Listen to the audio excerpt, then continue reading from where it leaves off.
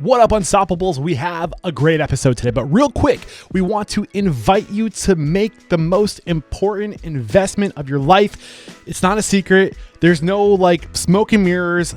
I'm not even trying to like pull a fast one on you. I'm going to be pretty straightforward. The best investment you can make in your life is in yourself. And the best way to invest in yourself is by investing in your network, putting time and energy, surrounding yourself with the best. You are the average of those you surround yourself with. In that Restaurant Unstoppable network, I made it easy. Over the past 12 years and 1,200 plus episodes, I've been researching and talking to people and trying to figure out how do you become successful in the restaurant industry. And I've curated a network of tools, services, technologies, and individuals, experts that I would go to tomorrow if I'm opening a restaurant. And I'm bringing you to that network with live events, whether it be a workshop, a mentoring session, a power hour, or access to me twice a month where I just listen and steer you in the right direction, all happening at Restaurant Unstoppable Network. Head over to restaurantunstoppable.com/live. You also get this amazing access to all the recordings, RU Network podcast, which includes bonus ad-free and early release content. It also gives you access to our Unstoppable bot. It is a custom AI agent that is fed with 1,200 plus transcripts, over 2,400 hours of transcripts plus bonus content, all cross-referenced with our database. This is a powerful AI tool that you also get access to as well. What are you waiting for? Head over to restaurantunstoppable.com/live and we'll see you there. This episode made possible by Restaurant Systems Pro. With excitement, allow me to introduce you today's guest, CEO and founder of 512 Restaurant Concepts, which consists of Dish Society and the Daily Gather. Aaron Lyons, my man, are you feeling unstoppable today? Feeling unstoppable. Yeah, man. Stoked to have you back on the show. You were on the show back in 2019. That was episode 608. Back then, you had 5 total locations. They were all in and around Houston. Lots of cool things were discussed. I can't wait to pick up where we left off, but let's get that motivational, inspirational, ball rolling with a success quote or mantra. What do you got for us?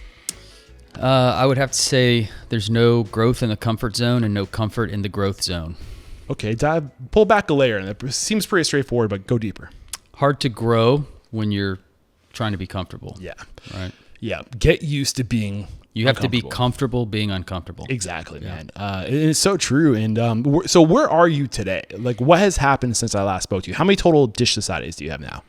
We have 6 total Dish Societies, and then we have another concept called Daily Gather. Got it. Which is a kind of more upscale casual dining concept. Okay. And one location of the Daily Gather? One location of Daily Gather here in Houston, and we have 2 Dish Societies in Austin and 4 in Houston. Yeah. So when I spoke to you, wait, say 4 in Houston and how many in Austin? 2? Got it. When I spoke to you in 2019, you said, quote unquote, this is going to be a brand. We're going to create a lot of these. What has happened since then? Yeah. So COVID, for one, a big deal. Right. I think you and I talked right before that.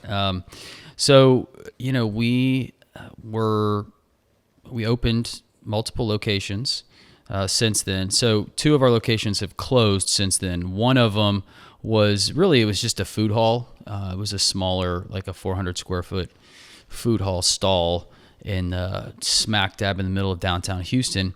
That was a Dish Society. It was a Dish Society. It was a limited menu because it was it was basically operating a food truck inside almost, more or less.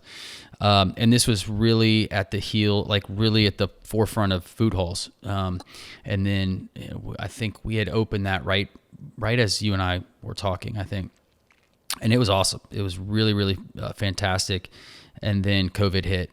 And then downtown Houston just became a desert, basically. Right. And, we tried to kind of start and, reopen again. It just didn't work out. I think because of the way that deal was structured with the landlord basically providing all the upfront equipment and the build out and everything like that. And we were just paying a percentage of sales. So if we weren't open, we weren't paying rent or anything. But they really wanted us to reopen. We tried, it just didn't work. And downtown Houston, just much like any other central business districts across the country, just still not back to where it was. So that was that was a slight casualty, but it wasn't that big of a deal. And then our original location, the very first one we opened in 2014, the lease expired. A 10-year lease expired at the end of 23, and we just closed that. We just didn't. That was it. Our 10-year lease was up, and so we didn't want to renew or extend or anything like that. What was the reason for that? Was it just underperforming, or? It was underperforming. It was small. It was our first location, so it was about 700-800 square feet smaller than How many seats? Probably 60, 70. What's your sweet spot now when you're looking at a spot? How many seats you want? About 90 to 100 with a patio that's got 50 to 60 or more. We just were limited on what we could do there because of the size. Right. So we always had like a carve out for that location. We couldn't do our full menu there. So it was always like treated kind of separately, different. We just kind of had it didn't work for us anymore with the direction that we were going. And so rather than, invest money into getting it to where it probably needed to be after 10 years, landlord really wasn't willing to work with us on that. We couldn't expand the square footage. So it was just kind of easy to walk away. Yeah. You also, I think in 2019, you were a kind of a hybrid where you were doing full or kind of like a counter or fast casual QSR service, service. We called it flex casual. That was breakfast and lunch. And then you would shift towards a full service for dinner. Is that still what the standard operating procedure? No, we actually, so during COVID, we went just a full counter service. Okay. And then we tried to kind of come back and do the full service model at dinner again, and it just didn't really work. It wasn't the same. What was the challenge with that? Staffing, really. So, our price point's relatively low, right? Like our check average back then was, probably around $20, $23, like low 20s. And our standards for servers and bartenders were high. And, they just weren't making a lot of money because the check average was low. And so we just couldn't keep really good servers. And so our turnover as a company, 80% of it was our PM staff. And so we saw that and I was like, it's costing us a lot of money. It's also very, it became a little bit more of a struggle through COVID to do the table service and the full service. And so it was just really easy for us at that time to just go full counter service and never look back. And I'm glad we did because it really streamlined operations and really simplified things quite a bit. Yeah, I was curious about that when we first had you on the show because I know it can just cause confusion, for the guests and the team. And it's harder to cross train people that way too. If you want to pull from an AM shift to cover a PM shift, they also have to know how to do full service. Right. So it does complicate things a little bit. Yeah, I would say it was definitely more stress from an operational standpoint and an efficiency standpoint. I actually think the guests, it was less confusing for the guests than you might think. Okay. I think a lot of them appreciated it. We definitely kind of turned some people off by going to counter service at night. Those are people that wanted to be waited on. They wanted to come in for that experience. And so, I definitely think there was somewhat of an impact. I think the net was positive though, for sure. The thought process makes sense. During breakfast and lunch, people are typically in a hurry. They're not looking to sit down and spend time. But dinner, people want to slow down. They want to, sit down and have somebody serve them. So it makes sense. The thought process makes sense. Well, 50% of our sales after COVID for dinner were off premise. So it really didn't, before COVID, people actually went and ate at restaurants, for dinner on a Wednesday night, at least our restaurants. I mean, people still eat out obviously, but at Dish Society, people would come and eat in the dining room. After COVID, half of our sales during dinner left in a bag. So that was another reason that we weren't really super concerned about switching because half of the people didn't, partake in our service style anyway. So it didn't matter. Right. So again, if you guys want to go back to episode 608, we talk about how you scaled from 1 to 5 units in 5 years. I'm curious, let's get into the numbers real quick. In terms of where you are today, are your per unit economics up? Yes. What are your prime costs starting with labor? So labor, we try to be in the low 20s. Okay. We have some stores that, from the spectrum, we have stores that do in the low 3 millions to the mid to 4s to up to 5 million. Oh, wow. So we're kind of, across the board. So the stores that are lower volume, which we have 1 or 2 that are kind of in the 3s, those are, more in the 25, 26 range from a labor perspective. The higher performing stores, obviously the labor is lower. Right. And so for cost of goods, 28, 29 is really where we want to be. Depends on the month because of, things outside of our control, inflation and things like that, eggs and, everything that's going on with that. We try to bake some of that in when we do our pricing. We do change our menu or certain items on our menu seasonally. So we're able to kind of take price if we need to, without having to sit for too long. So you're floating somewhere in the mid 50s for prime costs. Yeah, low 50s. Okay. Mid 50s is probably like a worst case ish scenario. Low 50s is where we really want to be. Got it. And in terms of like your occupancy rate, what is your aiming point? 6%. 6%. Yeah, that's our aiming point. So when I'm looking at a new location, I'll usually look at like year 5 of whatever the projected rent and triple nets are going to be in a lease. And kind of back into that at 6% and see what our sales need to be. Got it. And if I feel pretty confident that we can get there, then, I usually do the deal. If not, if it feels like a stretch, it's probably not something that we're going to do. Got it. And in terms of percent profit, where are you guys landing? So in the lower end stores that are doing, in the low to mid 3s, we're anywhere from like 11 to 15% on a store level profitability standpoint. Our higher performing stores, low 20s. Okay. So where is the gap? So, where is that, like that, if we're at low 50s plus 6, we're close to 60 now, just shy of 60, and anywhere from 10 to 20%. For the 20% profit, you're at 80%. Like what's that other 20%?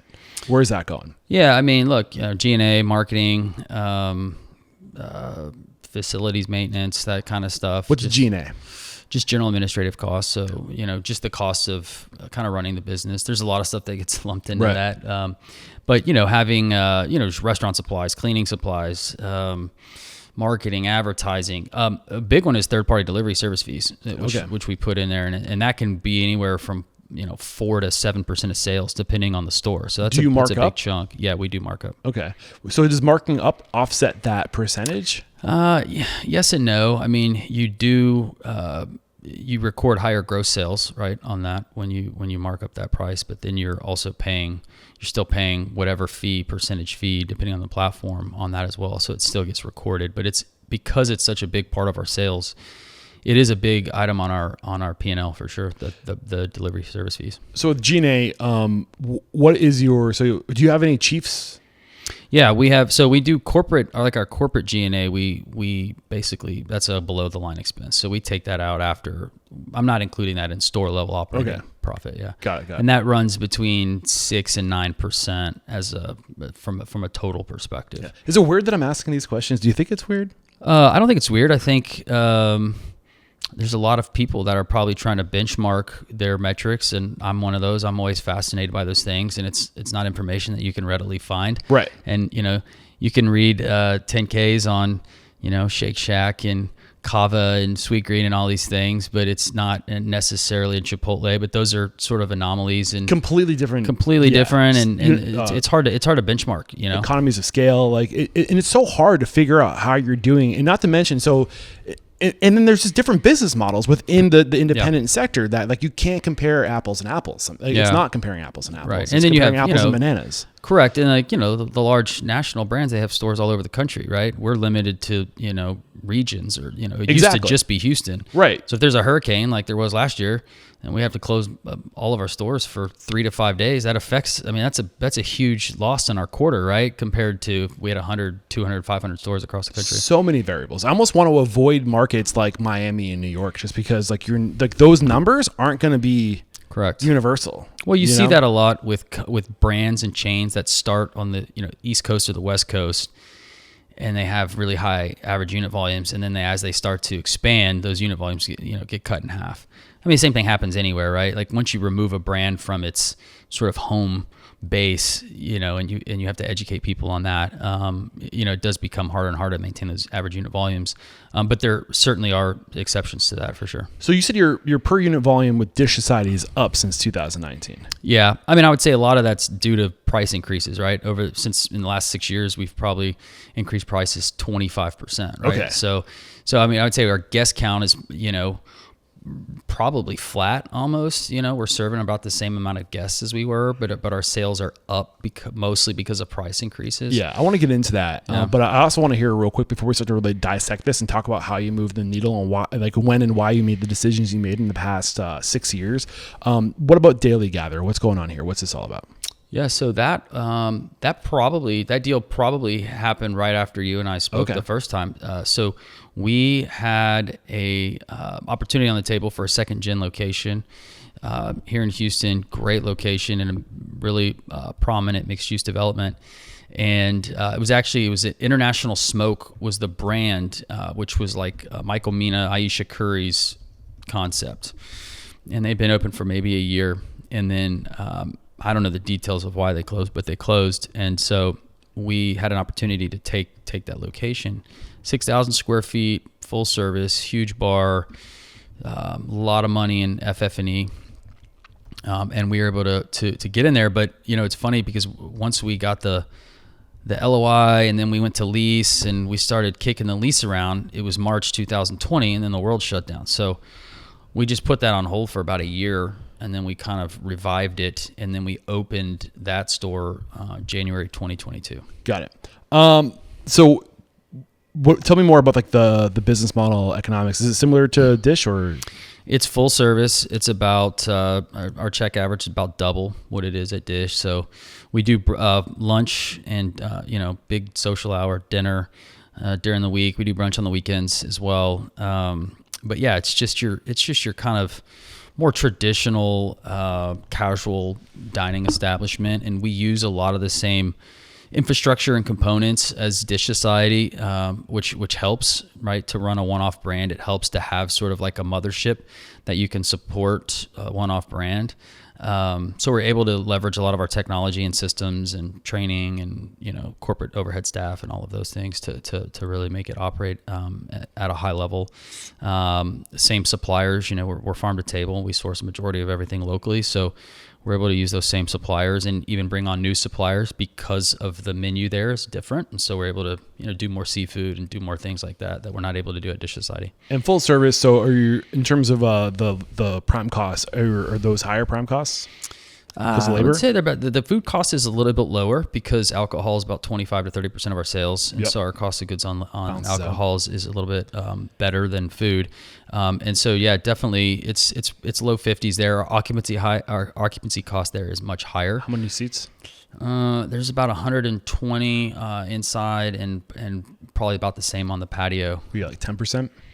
It's close to 10. It depends on the month, but yeah, it's close to 10. And part of that is just the rent there is just, it's outrageous, and it's a 6,000 square foot space. And I would say if we're going to open a second Daily Gather, which we probably will at some point in the near future, that'll probably be a 4,000 to 5,000 square foot space. And I think honestly, if the space that we're in now, if it was 4,500, we would do the same amount of sales.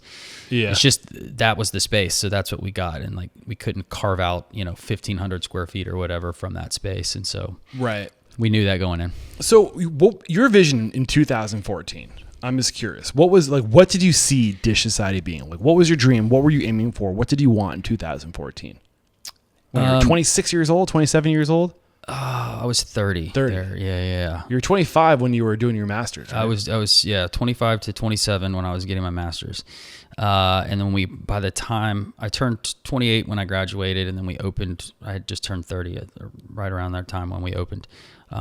But my vision, honestly, is very similar to what we've just opened in Austin over the last year and a half. So we opened 2 locations in Austin over the last 14, 15 months, and that's really my vision. It took 10, 11 years to kind of come to fruition, and several iterations. But yeah, I mean, my vision was, and I think I said this on the first podcast, was a $30 experience for $15.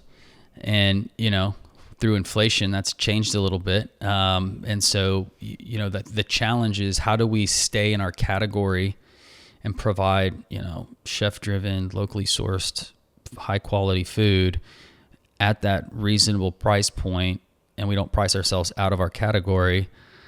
And how do we deliver value, right? And so that's been a big challenge. But my vision was to always have an experience that exceeded expectations, where you could really come in. It was very accessible. You could come in, you could, cool atmosphere, cool vibe, strong culture, energetic staff, locally roasted coffee, great cocktails, really exceptional food. And then you're just kind of hanging out at your own pace, right? And if you have 30 minutes for lunch, you can do it. If you want to hang out for 2 hours, you can do that too. If you want to come after the gym, you can do that. If you want to have a business lunch, you can do that. Kind of that neighborhood kind of go-to spot that I felt was lacking everywhere that I had been up until that point. You're seeing a little bit more of that now, of course, but back then there just really wasn't anything in that gap, I would say, between like a Panera Bread and a Houston's. And I really wanted to be in the middle of that. What up, Unstoppables? This episode is made possible by Restaurant Systems Pro. If you are a listener of Restaurant Unstoppable, I know you've heard me mention Restaurant Systems Pro, but just in case you haven't heard of it yet, it is a all-in-one enterprise solution. All the most critical systems that will help you become profitable. I'm talking about costing. I'm talking about inventory management. I'm talking about budgeting. I'm talking about labor management. I'm talking about training. The list goes on, all under one roof, tied to your general ledger, and they have their own POS, and they integrate with nearly every major POS out there. Restaurant Systems Pro is an amazing tool, and this is the thing that gets me really excited. When you join Restaurant Unstoppable Network, you get access to the CEO of Restaurant Systems Pro, Fred Langley, twice a week for a P&L Power Hour. He literally will let you open up your P&L, share it on the screen, and he will help you close the gaps and increase your profitability. You do not have to be a Restaurant Systems Pro user to benefit from these live events. He doesn't care. We're just here to help you. Head over to restaurantunstoppable.com/RSP to get the full playlist of every Restaurant Systems Pro episode, a link to all the testimonials. And if we haven't sold you on Restaurant Systems Pro by then, I don't know what else to do. But if you really want to up your Restaurant Systems Pro experience, be sure to join Restaurant Unstoppable Network too. All right, guys, one more time, head over to restaurantunstoppable.com/RSP. It's safe to say that you met your per unit vision. Oh yeah. Right. I mean, originally, I thought, man, if we were doing, $2 million a unit, we would be killing it. Right. And at that time, like when I was writing the business plan, I think Chipotle's average unit volumes are like 1.5 or 1.8 or, even hovering around 2. And so I just thought that would be like a really awesome benchmark. Yeah. And so now we're the industry's changed a lot since then. It's changed a lot. We're doing about double that, but the cost of them was doubled as well. Yeah. I mean, that's the other thing too, is the math, it just doesn't necessarily work out very well. It doesn't math. Opening new locations is very difficult. You got to be very, very careful on what you do and how you open new locations, which is part of why we were pretty aggressive during COVID. We ended up getting a large commissary space. We ended up doing the Daily Gather deal, and we ended up relocating our second location because the lease was coming up on that. And we ended up going to a bigger space in Katy in the same shopping center. And so it was kind of like we reopened that store in a bigger space, and then our sales went up 50% just from that relocation. And then we opened a location, our West University location here in Houston. We opened that in 2020 as well. So we were making moves during COVID. But I think, and then afterwards, it was just been so inconsistent. We closed the food hall, which, like I talked about earlier, I was kind of surprised that you guys went into a food hall, because it doesn't really feel like then you were very much, a food hall doesn't really cater to that full service experience that you want it. Like, you don't have control over the atmosphere, right? Yeah.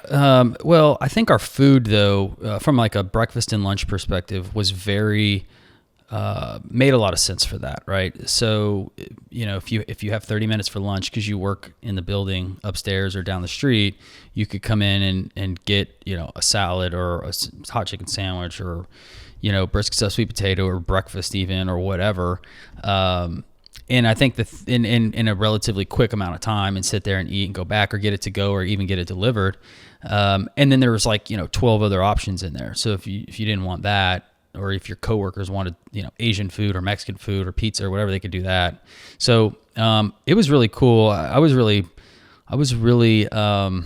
bullish on the food hall model until COVID. Well, I mean, that food hall model was on fire. That was all the rage. Oh, that was yeah. the trend, Yeah. right? And then the food hall took a back seat to Ghost Kitchen for Yeah. a solid year and a half, 2 years. Now Ghost Kitchen is like, wait, people like people? Yeah. Who would have right. thought? Well, Ghost Kitchens got so saturated too. I mean, Right. that became so much noise. You open up an app and you just see all these. And dude, that's the thing. There's too so much. much. There's There's too so much. much noise, dude. Yeah. And a lot of it is just people always like it's like shiny ball or like Yeah. shiny object syndrome. Yep, In this industry, we're always like, what's the next thing? Like we want to be ahead of it. We want to capitalize on these opportunities, but like 9 times out of 10, it's just hot air. Right. You know, like 100%. Like, is the food hall thing still interesting to you? Or No. Why not? No. It's just it because typically where you're gonna find, I haven't seen one be successful in Texas.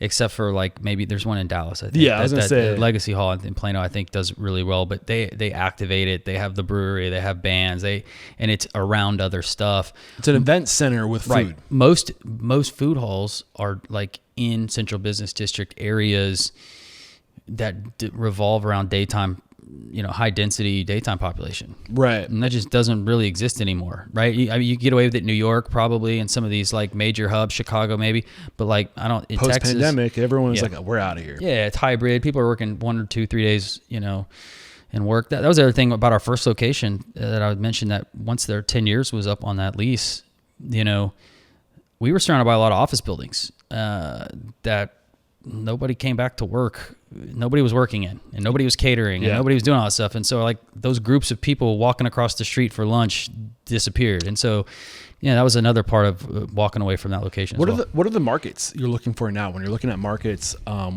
you said we were talking about Brandon Hunt, somebody who goes to your Austin location. He's right down big the fan. street. Yeah, love Brandon, love Zane. Via 313 got me a Via 313 t-shirt. I'm gonna be rocking it on the show eventually.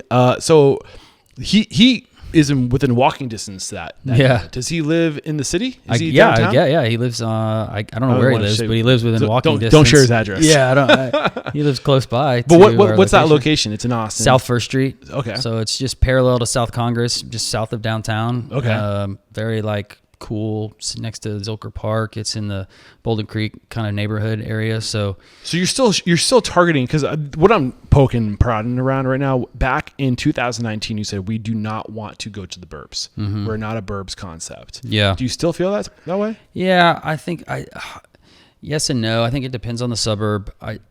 So our suburban location, our lone kind of suburban location, which is Katy, Texas, which is just outside of Houston. It's always our lowest performing store. Yeah. And, part of that I think is because, first of all, you don't have the off-premise sales. And so, 40% of our business, any of our other stores, is off-premise. Catering, third-party delivery, whatever. But you said 40%? Of that 40%, what's the split between catering and third-party? Catering's probably 5% of our sales. Third-party delivery is probably 25% of our sales. Is take out the rest? And then we have like we launched an app a year and a half ago, and so we try to migrate as many people over to our app as possible, that they can order directly through us on our app or even on our website or whatever. And we try to migrate as many people over and capture that as best we can. So that's a majority of our sales. Of the 40% is majority of that's third party delivery, and in suburbs you just don't have a lot of people doing Uber Eats and DoorDash, and you don't have a lot of people ordering out. And I also think that suburbs are the most price sensitive because they're typically feeding a family of 3, 4, 5, 6 people, right?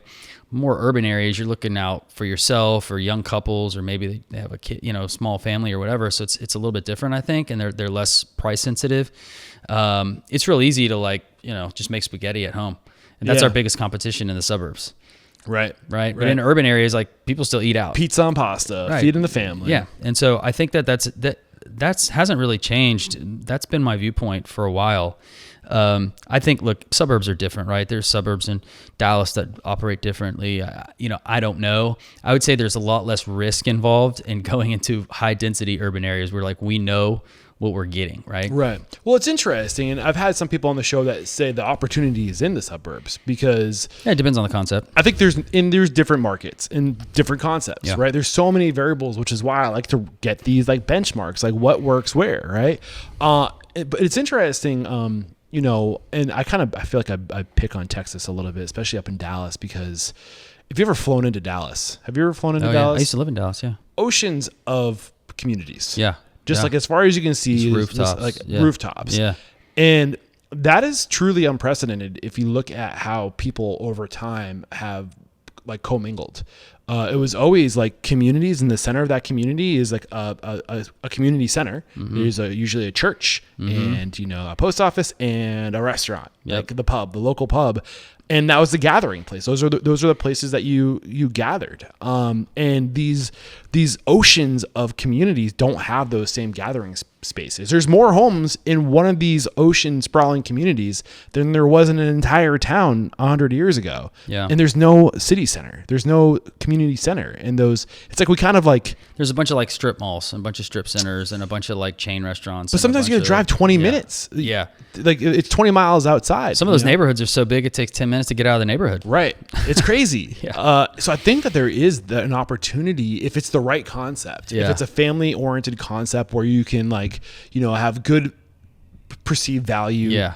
Which we do. And I think look, our Katy location will serve the same amount of dine-in guests or more than all of our other locations. Yeah. Like physically put more butts in seats. But because of nobody's catering out there, because there's not a lot of businesses or offices or whatever, and because dinner time, people are making dinner at home. They're not Uber Eats. They're not going out for dinner a whole lot during the week, right? I think that's the big massive drop off. And so you still have to have, a salaried general manager. You still have to have staff. You still have to build out the restaurant. You still have to pay rent. You still have to do all that stuff. And so when you're not able to capture that chunk of sales, it's very, very difficult. And so, I just think I'll also say this, I don't hear as many complaints from our other locations about, how much our chicken sandwich is, right? Or how much like our eggs and bacon and toast and our traditional breakfast is. Well, that's a good segue. Because I was going to ask, like you said, your per unit sales are up since we last spoke in 2019. You said a big increase in food costs by 25%. Yeah, it's probably like if I looked at our average check in 2019 and compared it to now, it's probably 25% higher. So you're unapologetic about charging what you need to charge to get. Yeah. And I think we were undercharging. I think the industry as a whole was undercharging for the last 20 years. You think so? Absolutely. I wouldn't disagree with that statement. I mean, and paying people, too little. I mean, generally the industry is pretty messed up, right? Like it has been, right? And I think COVID was a forced correction of things. And tell me more. Yeah. I just think that, I just like people expect, Four Seasons service and quality on McDonald's prices. You just can't get there. And so if you want to be concerned about seed oils and you want to be concerned about where your food comes from and you want to be concerned about what you're putting in your body, you can't complain about how much that stuff costs. Right. And I think for a majority of like our market, our target demographic and where we are, they get that. We don't hear a lot of that.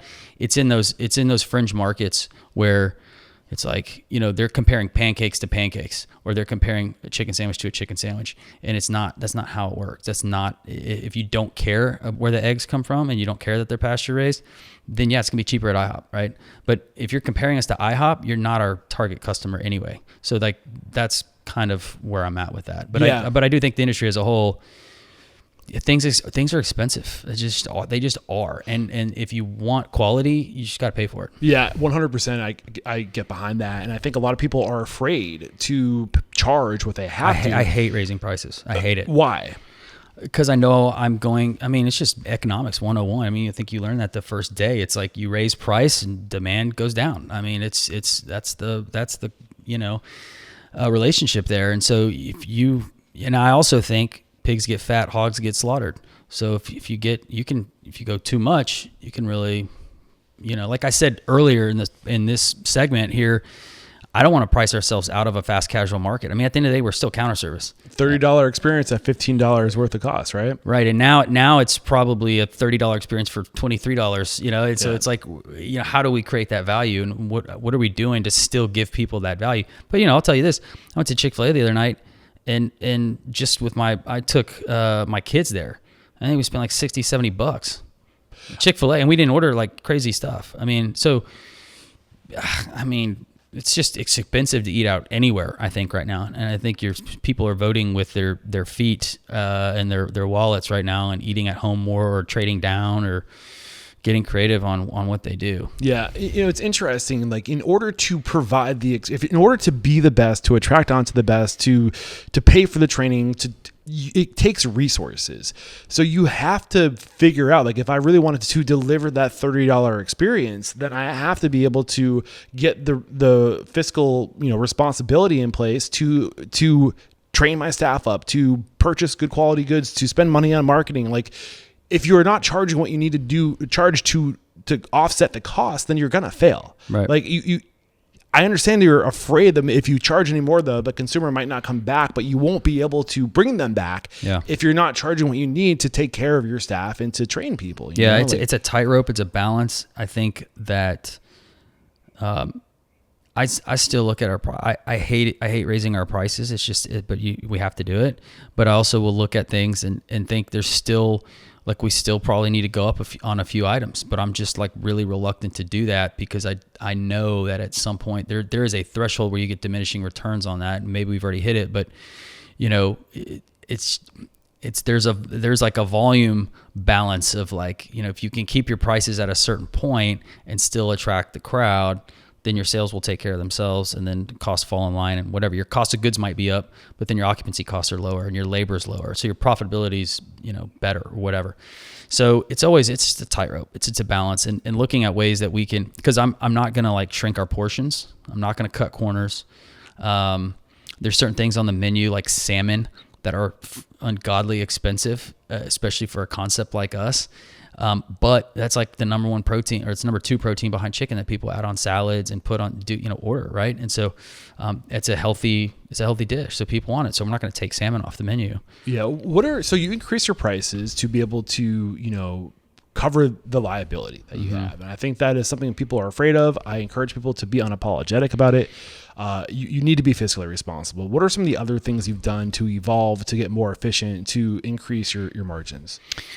You know, look, I think that one of the silver linings of COVID, and I would bet most not all restaurant operators would agree with me on this, is it kind of like put a spotlight on how inefficient and bloated maybe we were, right? I know for us, it's almost like when you're forced to run the restaurant with fewer people, and then you start cutting things that you thought were so necessary at one time, and then just by circumstance you don't have a choice, and then you see how things operate. You're like, oh wow, like we didn't really need to have those 5 items on the menu. We just really didn't need to have these extra 5 people working every shift or whatever. You start to feel like more efficient, and you start to see those things, and people, you hire better people, and, like, you know, I'd rather have 3 studs than 5 average, you know, B or C players, right? Right. And so you start to kind of hone in on those things. And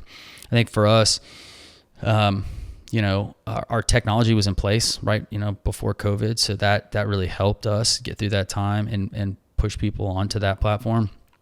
But then just running with fewer people and seeing how we could streamline operations. How did you take me through the process of being able to run with fewer people? What were the biggest changes you made in order to do that?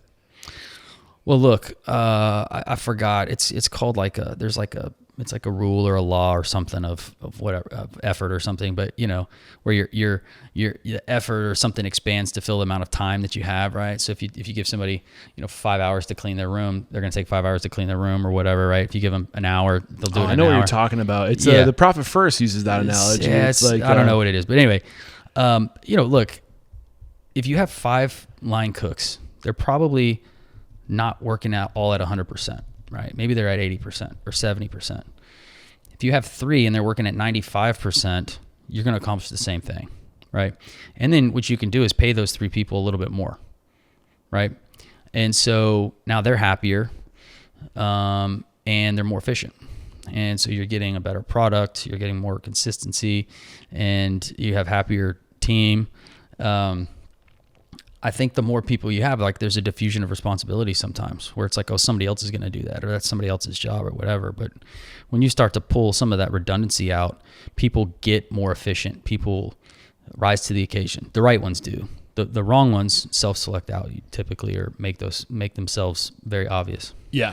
I'm secretly trying to figure out what the name of that law is because I want to know now you have me. So I'm listening with one ear. And like the big takeaway I'm getting from you essentially is, we think we need all these people, but the truth is we operate at our best when there's a certain level of stress. Sure. And that's our peak. And if we can find that sweet spot of like high intensity, if you're fat, dumb, and happy, people, that's when mistakes happen. 100%. But if you limit the amount of time and resources you use to get a job done, you're just going to operate more efficiently, and that's what happens. And in Profit First, Mike Michalowicz, he's talking about the analogy is like the idea is like, have you ever heard of Profit First? Yeah. So like it's the cash flow management system where you're using checking accounts instead of envelopes. Yeah. But what you do is you have your income, and then you're basically just moving your money onto smaller plates. So you get much more conservative. If you have a giant plate and all this money on this plate, you're gonna be like, we're rich. The more money you have, more money you waste. Right. But if you take all of the money off that, you cover your taxes, your owner's pay, your fill in like any whatever's left over, your operational expense, right? If you're just looking at what actually you have to spend, then you get more conservative and you get more efficient. Yeah. It's the same principle. What the hell is it called? It's killing me right now. I'm trying to find it. Is it the Pareto principle? Pareto principle, I think, something is like, else. That's another. It's like the time of Pareto's principle. Is the 80-20 rule? I think that's the Pareto's principle. Yeah. There's so many laws out there right now. Well, they all make sense. Oh man, it's gonna bug the crap out of me. But I think to your point, and we were kind of talking a little bit about this before we started recording, about growth, and like, what does growth mean? And I'm kind of in the process of like writing this manifesto or something to the team right now about muscle versus fat. And I've always worked out and I've always been healthy, and I've always, there's a saying, muscle weighs more than fat. I mean, that's obviously not true, because a pound of muscle weighs a pound and a pound of fat weighs a pound. But if you've seen what a pound of muscle looks like versus a pound of fat, totally different. You can have 2 guys or women or whatever that weigh the same that look totally different. Yeah. And their clothes fit totally different, and one's healthy and one's not. Same with companies, right? And I feel like, where we're at as a company and where I'm trying to get us to be, especially over the last 12 months, we've really shifted our mindset into, we need to put on more lean muscle. We need to get more athletic, more versatile. We need to get rid of the fat. We need to get rid of the bloat. And, are you adding people? Are you adding stores? Are you adding things? And it's just making you heavier, or is it making you stronger? Yeah. When you started down that path talking about, the principle, I thought you were going to say, I can't remember who said this, but it's this idea is you want to, it's like you find the B players, the B plus players, and you're trying to make them into A players. And if they're a B or lower, or like a B minus or lower, you just get rid of them and you replace them with more Bs. And like, I think a lot of people are willing to carry dead weight right now because they can't find anybody else. Right, 100%. But it's just going to slow you down. Everyone's guilty of that. Right. I mean, we are too. And it's like, one of the things I constantly ask myself, and I ask my team when I have one-on-ones with my team, I ask them, what are you tolerating right now? What are you tolerating? Yeah. And a lot of times it's people, and it's certain, maybe it's a way of doing things, or it's a person on the team, or it's multiple people on the team, or it's a manager or whatever. And it's just like, well, I can't find a replacement, and having somebody is better than having nobody. And I would argue that most of the time that's not actually the case. And so, a C player can turn a lot of Bs into Cs, So. Yeah. So was it you that said in the last episode, like what you tolerate in your presence is your standard? Yeah. And that Exactly. is the reality of your culture. Correct. Yeah, like perception is reality. It's not what you say you are, it's what is actually happening. What you do, yeah. So if you accept those people and you don't cut those people, then that's the reality of your culture. And you tell everybody else, well, I'm accepting it on this person. So then those people start to do those things, right?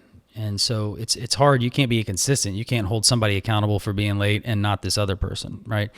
And so, it's just about making quick moves and identifying those people and making hard decisions. And I think this goes back to, you have to be comfortable with being uncomfortable. Right. And making difficult decisions and having difficult conversations. It's hard. It's hard to do. It's not a natural thing that people want to do or they're good at. So they avoid it. And then you just get this mountain of stress and problems. Yeah. What was the law you said you thought it was? I don't know. Pareto or something. Okay. It's Parkinson's law. Parkinson's law. Yep. Yeah, that's what it is. I found it.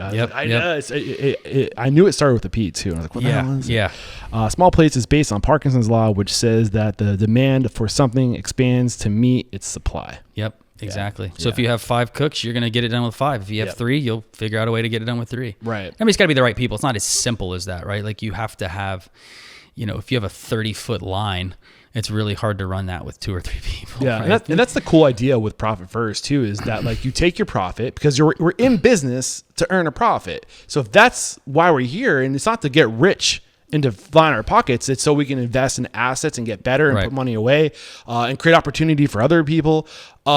So you take your profit, you take your taxes. That doesn't even belong to you. That's not your money. And then whatever's left over is your operational cost, and you just make it work. And you operate lean, and you're taking care. You got owner's pay, you got profit. You're happy, you're healthy, and it just kind of determines your growth. You don't overextend that way too. Yeah. So you said that your tech stack was ready to go, and that was a big part of your success in 2019 going forward. What was your tech stack in 2019? Well, we had just implemented Olo at that time, right, which allowed us to consolidate all of third-party delivery and then also offer online ordering through our own internal platforms through our website. And so when COVID hit, there were a lot of people that hadn't really done that, especially like in our space in the emerging brands, right? If you have a couple of units, maybe you don't have online ordering, especially back then, right? It was wasn't new, but it was actually, it was a lot costlier than it is now, right? And so it was somewhat prohibitive for some people, but we had that in place, and we had, other systems and other things in place that just made it easier for people to do that. So, from day one, people were already on that platform, and then we were able to add things to that platform to support our local partners and farmers and ranchers. And we were selling. Like, what were you adding? Oh, we started a virtual farmers market. So you could buy a box of produce, you could buy eggs, you could buy bacon, anything from our suppliers that we were selling toilet paper, we were selling sanitizer, we were selling gloves, latex gloves, we were selling all kinds of stuff on there that people wanted, bread, tortillas, just whatever. Right. And so that was a big deal that it took us one day to add all that stuff on there. And then the next day we were live. So for your online ordering, you're using Olo. Had Noah Glass on the show. Awesome organization. What do you get with Olo? Like, what solutions are you being provided with that option?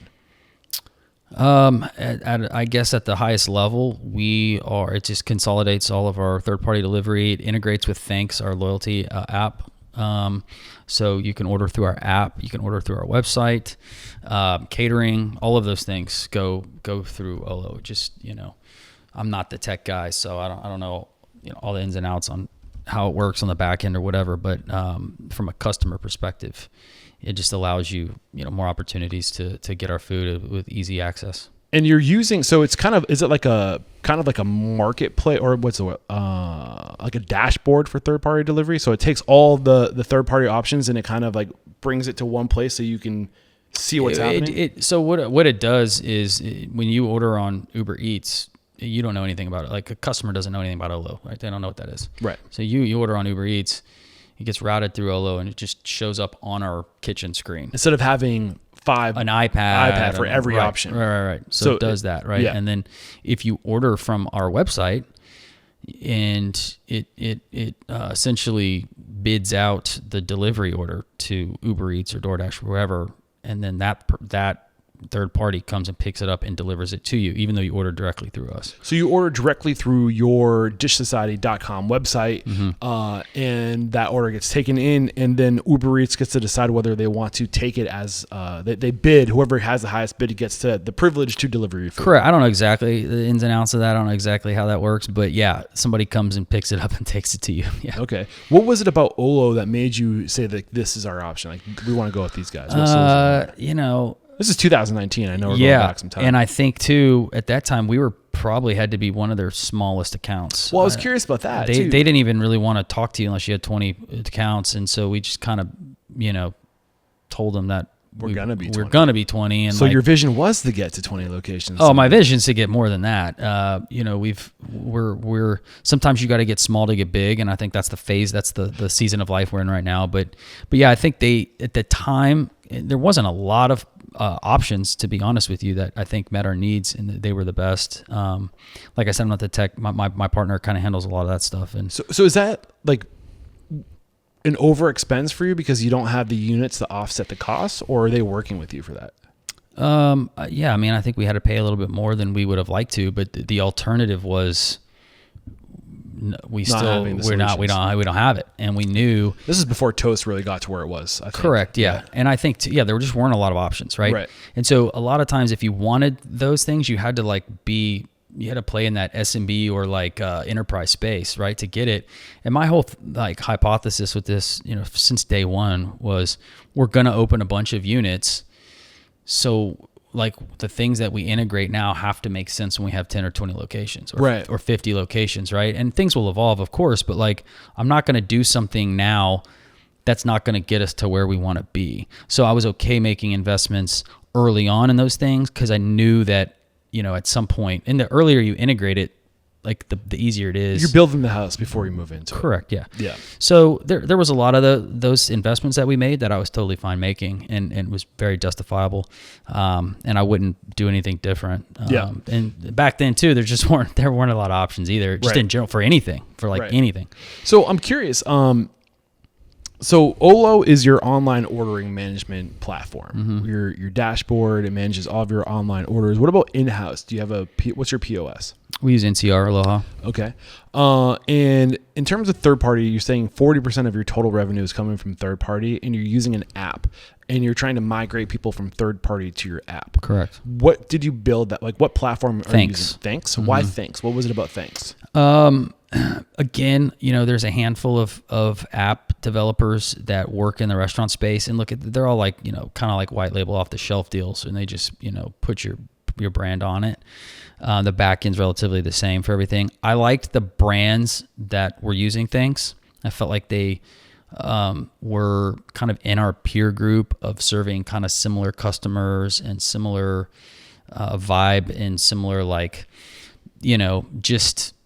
I felt like if they're doing it, then it's probably good for us, right? There's an element of that, but then I also the thing I like about Thanks is it's not your traditional buy 9 get the 10th free thing or whatever, right? You have the option to segment out different people within the loyalty platform. You can run different offers. You can do things that are just different than your traditional loyalty program. And I just did not want to be a conventional loyalty program. I wanted to be more surprise delight, more spontaneous, do things that other people are. For instance, you can use your loyalty points and you can donate 10 meals to the Houston Food Bank.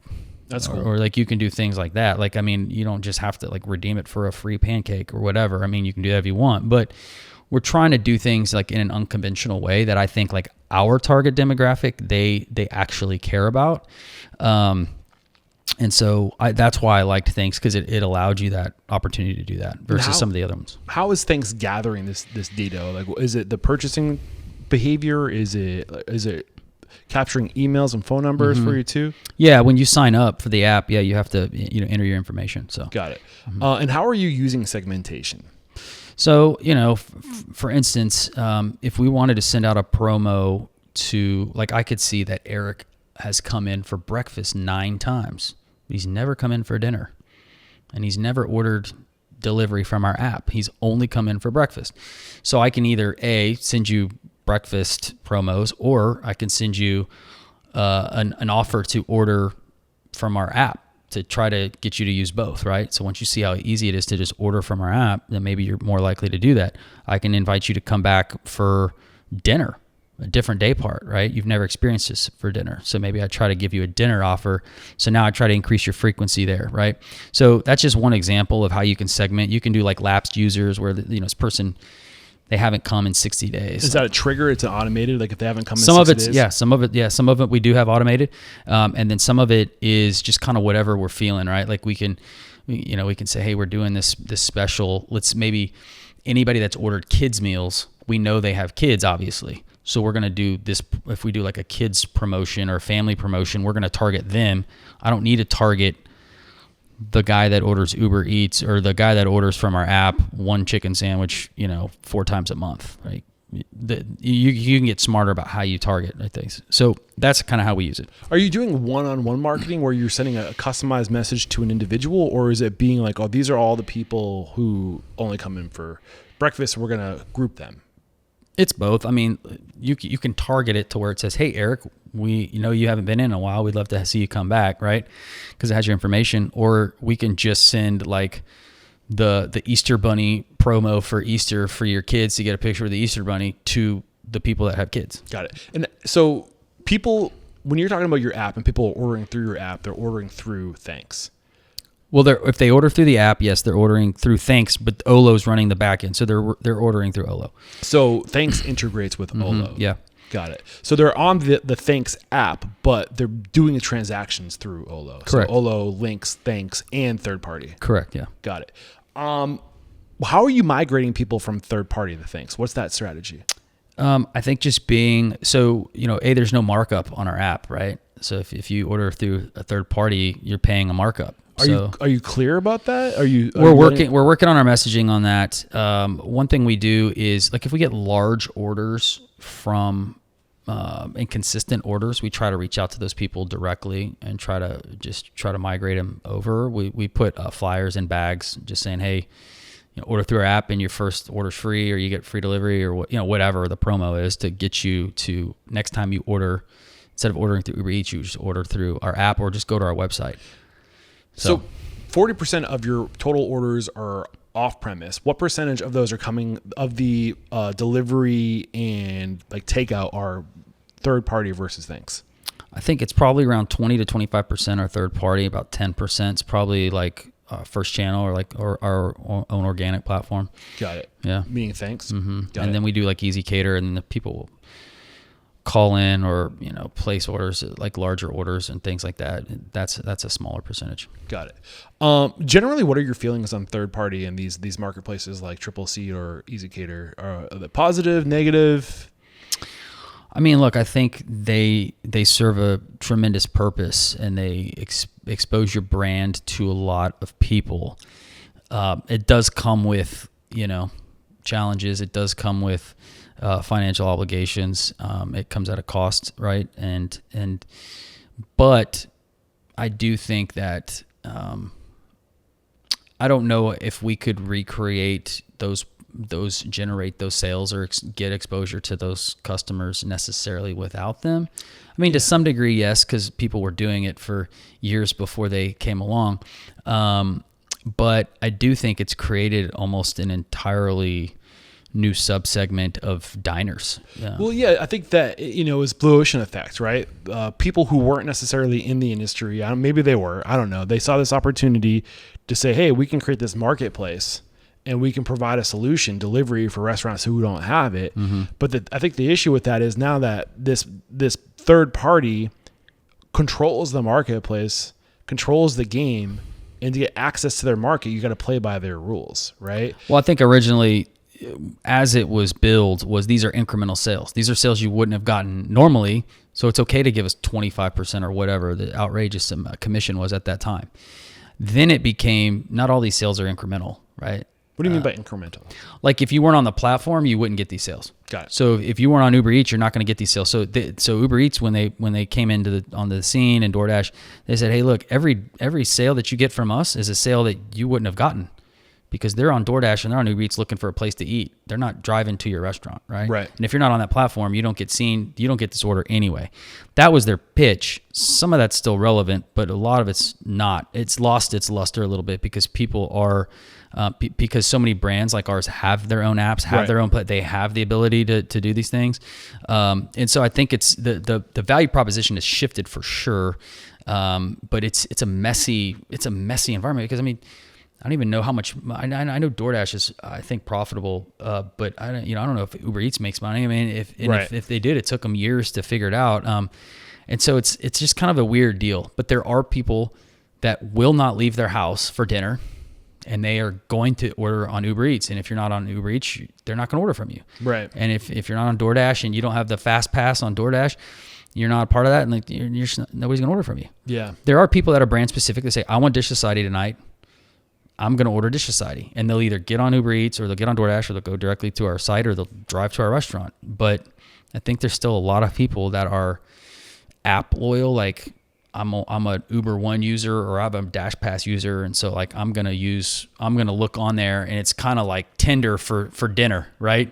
Yeah, that looks good. I'm going to do that, right? Well, I think what it comes down to is these marketplaces get really good. They are getting a ton of data. Right. Yeah. Not just your email and your phone number, but your consumer behavior. Yeah. And they've optimized these platforms to be a path to least resistance to food.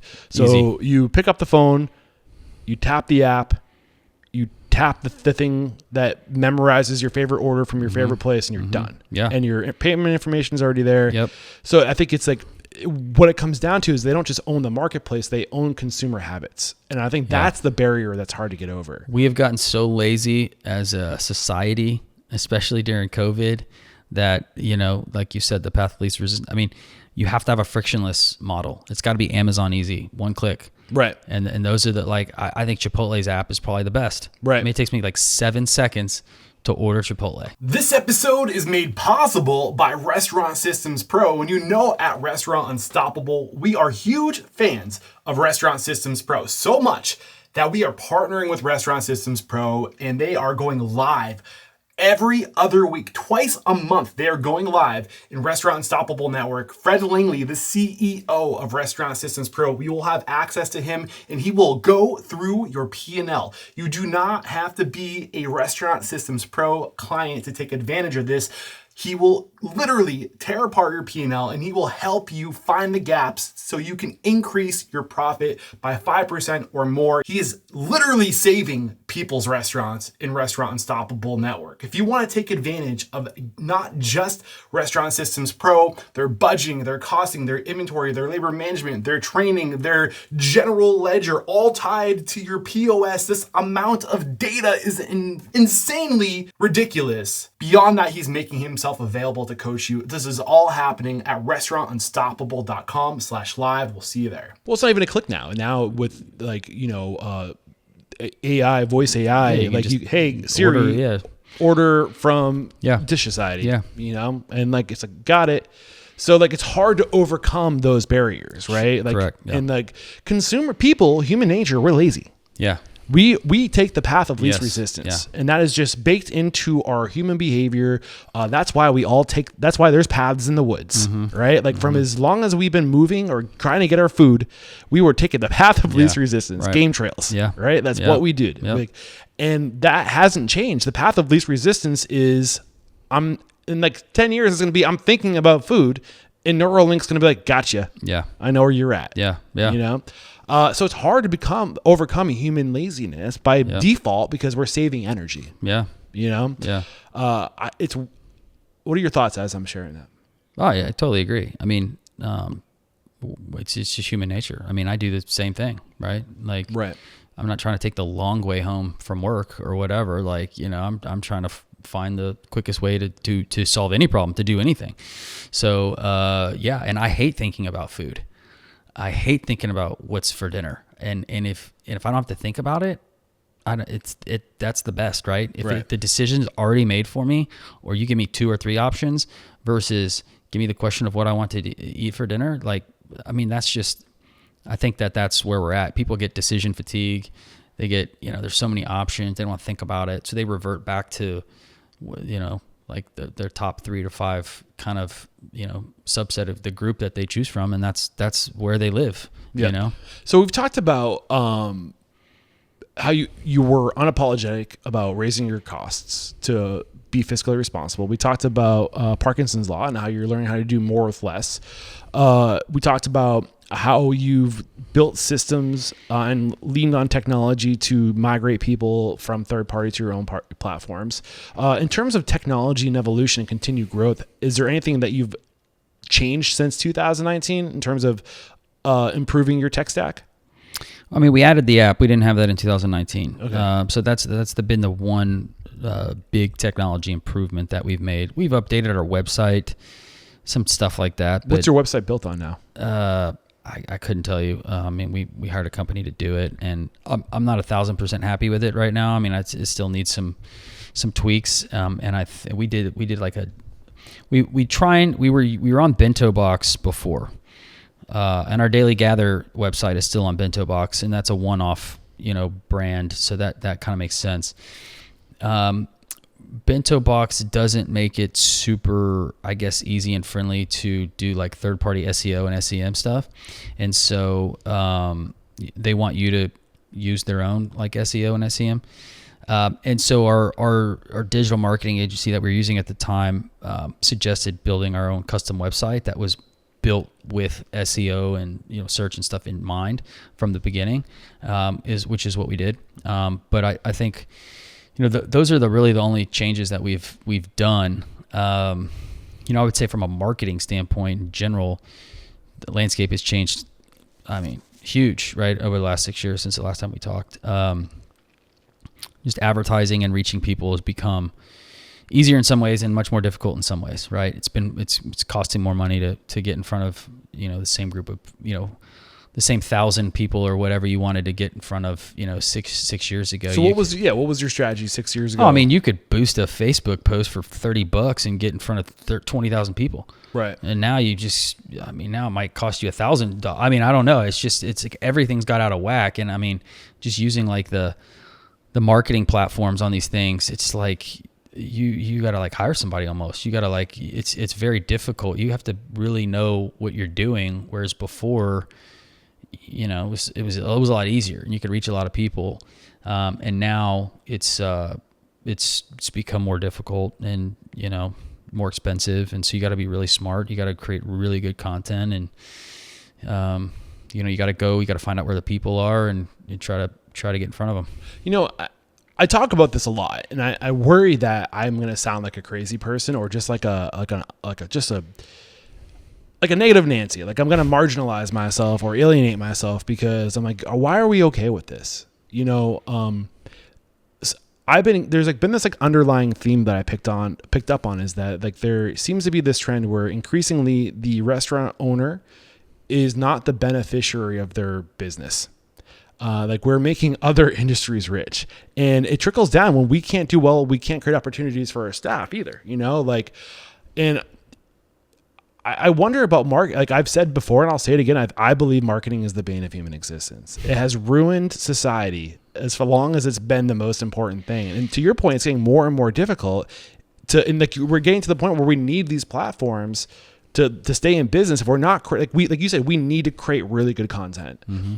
Think about that statement. We're restaurant owners that need to create really good content. What are we? Are we restaurant owners or are we content creators? Well, the answer is we're both. Yeah. But why do we settle? Why is that okay? You know what I'm saying? I mean, look, I think everything's evolving, right? It all makes sense. In a noisy, crowded space, you have to find ways to stand out. And that's always been the case no matter what. Now there's just so much noise. There's so many channels. There's so many opportunities. And I think it's easy for companies to attract restaurateurs that aren't super savvy in certain things like SEO and SEM and digital marketing and social media and all these things. And because they don't understand it, it's almost like I have to trust you. I'm overwhelmed. I have to try. I got to do something. And you're telling me you're going to get me these results. I trust you and I'm going to pay you to do it. And, I think, a lot of times, you're just at the mercy of somebody else. And then, oh, by the way, in 6 months, Google's going to change their algorithm, and all the stuff you've been doing, it's not relevant anymore. Now you got to redo it. And it's like, as a restaurant owner, I can't keep up with that. Right. That's not my job. So I have to surround myself with people that understand those things, that are keeping up with those things, and trust that they're doing what's in my best interest to keep me relevant and to keep me where I need to be on those platforms. Well, I think what frustrates me about this whole thing is there's really like 3 companies that control the narrative of how you market your business. Any guesses what those 3 companies are? Google and Meta are definitely, those 2 for sure. Maybe TikTok? Yeah. Maybe Yelp is high on that list probably somewhere. It'd be interesting to see what Yelp... at one point, maybe not so much anymore. Probably, not so much anymore. I still think, we still get a ton of page views on Yelp. It's still a big deal for us. We don't want to get negative ads on Yelp. But we are getting a lot fewer reviews than we did 5, 6, 7, 8 years ago. More people are leaving reviews on Google, or whatever other platforms, mostly Google. But it's interesting to see that dynamic change. I think people probably trust Yelp a little less than maybe they did in the past because of just some negative publicity. True or not, I don't know. That's just kind of anecdotal from what I've seen and heard and experienced myself. But if you're not really just crushing it on Meta or Google, it's real easy to just get completely lost. And right. I know a lot of people too, younger generations specifically, are using Meta and TikTok as their search engine. They're not going to Google. They're searching brunch on TikTok, and that's how they decide where to go. So if you're not on there and you're not providing great engaging content, and you're just missing out. Right. And I don't disagree with that statement. And I don't disagree with the idea that if you're on these platforms, there's opportunity for you to drive traffic to your restaurant. I think my pushback is that the game is there's an imbalance in the game, right? And the fact that 3 companies own all the marketplace in the world is that's an imbalance. And I just don't think all the people that consider themselves marketers are just taking the information. They're on this special influencers list from that Google sends. Here's the newest algorithm that you need to tell your clients that this is how you do it. So you have this short list of very privileged people that get drip information who are just parroting what Google is telling them to tell their clients. And meanwhile, you have no option. When you are Google or Facebook, you have billions of people using you. That is a recipe for coercion. Absolute power corrupts absolutely. Historically, always. And there's nobody talking about why that's not a good thing for everybody. That is not a good thing for society. But everyone just says, well, we have to because we have no choice. And I don't disagree with that. But why aren't we talking about why this isn't a good thing? Yeah. You know what I'm saying? Well, I think, there's different ways to look at any of that stuff, right? I think you could take the narrative of, because of the accessibility of it, it has created a lot of opportunities for people who otherwise would not have been successful or gotten to where they are in traditional means, right? They can't afford a Super Bowl commercial, right? But if they put out a piece of viral content, it has maybe more of an impact, right? And that didn't cost them anything, and that can change your life, right? Yeah, in many ways, it has leveled the playing field, right? That is an argument for sure. It's leveled the playing field. It's just created a lot more noise that you have to sift through, and everybody's attention span is non-existent almost. Right. So you have to be. You got to figure that out. You got to play the game. Well, you got to play and I think that is a true statement, and I don't disagree with that. Yeah. But I think that we could be better as a society to recognize that the game, at the end of the day, really only serves the people who are controlling the game. Yeah, look, I also think from a marketing perspective, the best thing you can do as a restaurant is just take care of business inside your 4 walls, right? 100%. And I think that can get lost on people sometimes. Yeah. I think it's hey, look, at the end of the day, people want to feel important. They want to feel taken care of. They want to feel better when they leave than they did when they came in, right? They want good food. They want a good experience, and they want to feel like there's a human connection. Because COVID and all this other stuff, people still yearn for that human connection, right? And I really think that that's not going to change. That's like in our human nature, right? That's how we are. And so at the end of the day, I mean, if you just take care, I would say like the best marketing, if you want to call it marketing, but the best, thing that we do is we're just involved in the community. Like we just are, one of our core values is connectedness. Like we build connections within our community. We facilitate connection building at our restaurants and through the events that we go to and things like that. And so, I think that's important. Like when you build that trust with the community and you're there for them during hard times and you're the only restaurant that's open after a hurricane and everybody's lost power. And when you sponsor the swim team and when you're there at the school and you donate to the teacher appreciation week and you're helping like people, that goes a really long way. Yeah. And I think that is still core to human beings. And I think that goes a really long way and you have to do that. But you still have to do all the other stuff too, right? So right. It's like... Well, that's the thing so that's my biggest pushback, right? Is that we are only given 100 units of energy a day. Mm-hmm. And we have to choose where we put these 100 units of energy. And we could put all 100 units of our energy into the four walls of our restaurant where we're giving our time and energy to our staff, empowering them, educating them, lifting them up, and then spending time with the people who are in our four walls, our guests, and beyond that, our community. But the truth is we have to take some of those units of energy and put them into creating content or developing a strategy. And at the end of the day, it's not making communities better. Yeah. You know what I'm saying? Well, I think most people suck at allocating those 100 units too, right? I know. Right. I mean, like I know I do. I'm probably all over the place I should be spending more over here and less over here, but just doing the best I can, I guess. But like, yeah, no, you're right. It's a balancing act. Nobody's got it figured out. Right. Well, I think of like Aaron Franklin, right? Most recent interview I did, and Aaron is kind of a unique. I wonder. This was like a little recording. I was like, is Aaron Franklin the end of a dying breed or the last of a dying breed? Mm-hmm. Where he started Franklin's Barbecue in 2009. He wasn't on social media.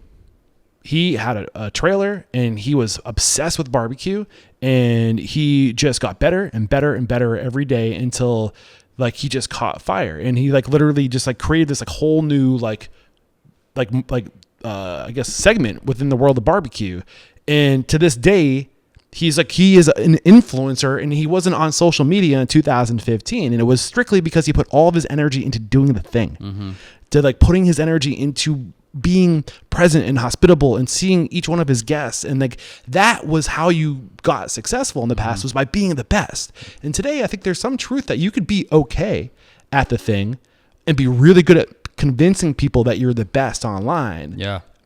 And I don't like that that's a true statement, if I'm being honest. It's true, but if you don't back it up, you don't get the second visit too. Exactly. So there's truth to that. There's a lot of those places Yeah. that come and they're fatty and they put all the stuff on the walls and they do the little whatever and stuff, and then those don't tend to stick around, because at the end of the day, it's about the repeat visits. It's about the repeat visits, and once you go there and you get the photo op or whatever, and you've made your post that you went to this cool place, but you didn't have a great experience, you're not going to go back. Right. And if a lot of people have that same experience, they're just not going to come back. And it doesn't matter how cool you are, how good your content is. If you're not serving like quality product, people just won't come back. And because there'll be a new cool place that opens up, right. And a new cool place, and it never stops. Right. Yeah. And so I still think you have to be really good, and the concepts that are really good, there's longevity in that, and people appreciate that. And so, but yeah, there is a lot of, lipstick on pigs out there for sure. Right. I am seeing a trend, among restaurateurs where, in the past it used to be like the famous, visionary integrator, do you know what I mean by visionary integrator? Integrator being like the operations person, yep. Visionary being like the CEO. Stuff, yeah. Like it was like the chef and general manager. Mm-hmm. It was like the famous duo that mm-hmm. always like would go further together. Mm-hmm. Now you're seeing more and more like the visionary like entrepreneur, and then part of that integrator operations, like you need a chef in the kitchen, and you need a chef online, who's just a badass marketer. And you're seeing that it's almost creating opportunity for this whole segment of people who are just like plugged into the world of marketing. So I guess an ancillary benefit of it is that there's like this whole new segment of like the world of marketing, and marketing is becoming more and more important. to all restaurants. But I guess it's creating opportunity for marketers, right? I mean, look, if you think about the restaurant industry, it really didn't evolve like a whole lot for like 50 years before COVID. Like it just really head down, just rinse and repeat. It was just direct mailers. This is what my boss did. This is general managers and people that have been there for 20 years, and it's just there wasn't third party delivery you had to deal with. Like you just had your customers in the dining room and you took care of them, and that's what it was. And then technology and COVID and all of these things and social media just completely changed the game, and it almost went from like no innovation to rapid innovation. Like every 6 months there's like new stuff. Like you just can't, your head's spinning. Yeah. What are you doing today that's working in regards to marketing? We started some new digital marketing campaigns, doing SEO and SEM and targeted stuff that targets to more targeted to our demographic, not just like casting a huge net. What is SEM? Search engine marketing. So marketing on Google. And so like, you think about SEO, it's like you want to show up when somebody searches, best brunch in Houston or Austin or whatever, right? You want to show up there. That's part of SEO. And then running ads on certain platforms is like SEM. So you're like actually marketing. So, we do that. We're doing a lot of social media stuff. We do a lot of community stuff. Like I said, we spend a lot of time on that. We spent a lot of time, energy, and money on trying to get loyalty signups once we launch. How much do you budget for marketing? We're between 3.5% and 4% right now is kind of where we're at. I feel like that's a sweet spot. Last year we were really inflated, 5 to 6%. That's because we launched our loyalty program. We were giving away a lot of offers and doing a lot of things to get people to sign up, and those hit the marketing line item. And so we had like a lot of one-time expenses last year on that as well. But those are the things. We run some ads on Yelp. Really like a lot of social media stuff. We'll do some direct mailers every now and then, depending on the market and depending on the message. Like when we open a new store, typically to like around the neighborhood, just to like let people know that we're there, what we do, give them something to come try us. Like Katy, for example, that suburban market responds really well to direct mailers. And so we just kind of revamped our social hour menu. So we'll send out some direct mailers to kind of announce that. And because it's like a very value-driven community, I think we're going to get a lot of, we'll see an uptick in business from that, because people, and I'm not a discount person. I don't like to give away free stuff. So a lot of the marketing and the things that we do are unique, so that it's not the predictable come in and get a free this or 50% off of this or discount, for this. It's usually tied to joining a loyalty program so that we have you as a customer and we can market to you directly. Incentivizing people. Correct. To value ladder. Or it's come try us for our social hour, and our social hour is our value. Right. And so you can get a $10 burger up until 6 o'clock, right? From 2 to 6. So if you come at 5:45 for dinner, you can get a $10 burger. Right. And for some people, that might be the difference between going here or somewhere else for dinner, because we offer that, right? Or $7 cocktails or whatever it is. And to me, during those times of the day, that was a big opportunity for us to drive traffic, and we want to drive traffic into the restaurant. So we want to create value for the people that come in, continuing to serve, high quality food. Obviously, we've been really focused on our ticket times and our guest experience the last 6 months, 12 months.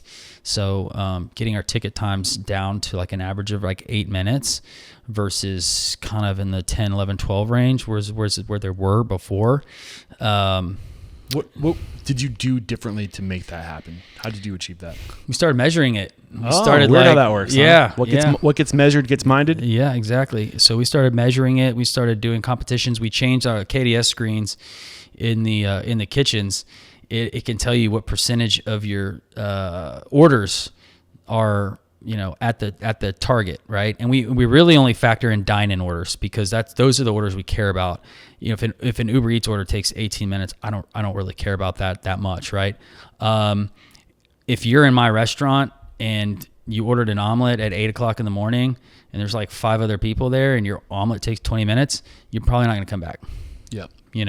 So we really wanted to focus on dine-in customers, but we kind of gamified it into just measuring it and putting a scoreboard on there for the kitchen and for everybody to see kind of where they're at, and it changes, every minute. So yeah, it's the game of it's KPIs have a magical power. We just started talking about it and measuring it, and then it got better. We didn't really do anything. Yeah. So when we had the conversation back in 2019, you started by saying, we want to scale this thing. It was the goal. We're going to have a lot of these things. We wrapped up that conversation saying we're going to slow down. We're going to put our energy into what we're already doing better. We don't want to scale too fast, but you still have the goal to is there like a sweet spot, like a minimum amount of locations you want to see? I think that I want to get to a place where we can open 3 to 5 a year. And that will just see where that goes, right? I mean, we can open a couple more in Houston, probably. We can open a couple more in Austin.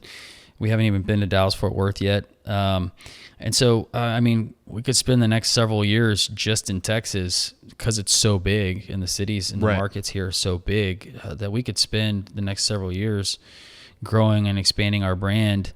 I think getting to, it's just, I don't know if it's an arbitrary number or not, but getting to 25 units puts us, roughly around 100 million in revenue. That's just kind of like maybe a midterm goal for me personally. That I would, that's kind of what I see us, where I see us going. Off air, before we started officially recording, I think the conversation we had, what is growth, right? Is a question. What is growth? Yeah. If I ask you that question. Yeah. So I think growth, and it kind of goes back to what I said a little bit earlier about muscle versus fat, are you growing in a healthy way, or are you just adding weight? Are you getting heavier, or are you getting stronger? Right. And so I think you can grow without adding unit count, which is what we're focused on now. I had a lease that I was 11th hour goal line about to sign for a third location in Austin, and 2 weeks ago I made the decision to pull out on that. Why?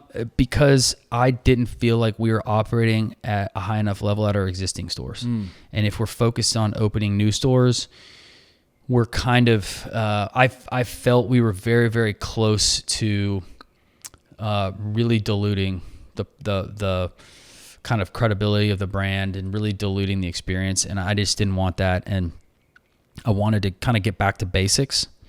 And I wanted to work on growing our existing brands, our existing units, and maxing those out. And once those are maxed out, then we open new stores. What are the KPIs you need to see in order to open a new store?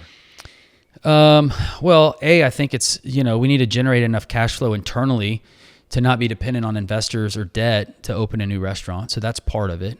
And we opened 2 restaurants in the last 14 months. So we had a lot more money going out than we had coming in. Right. And because we were so focused on the Austin market for the last almost 2 years, I don't want to say we ignored Houston. We did take our eye off the ball a little bit because we were focused on a new market. And you only get one chance to, when you're going into a new market, it's a first impression, right? Right. Well, back to that 100 units of focus, 100 units of energy. That 100 units goes in all directions. There was a disproportionate amount of those units being, focused on one store. Right. When we had 5 here. Right. So, that was, and because of that, right, some things got a little loosey-goosey, and some standards fell, and just because we weren't, mom and dad weren't there every day, right? And so when that happens, and I don't think a lot of it was deliberate, I think it's just when it's not pointed out or corrected on a regular basis, you tend to kind of get a little bit sloppy and a little lazy, and that's kind of what happened. And so I just didn't like the results that I was seeing in the financials, and then just in the store as an experience. I just thought we could do better. And so I wanted to take a step back and not spend my time deciding what tile is going to go on the walls at a store that's going to open in 12 months, and focus on growing the sales at our existing stores. Yeah. Are you measuring customer feedback? Yeah, absolutely. Yeah. Are you using any tools to do that? Well, of course, we get the Yelp and the Google reviews. So all the managers, everybody, as soon as anybody leaves a review, it's a notification, so we read the review. If anybody posts pictures, we can see that. Through the app, you're able to leave feedback on the app too. Yeah. Yep.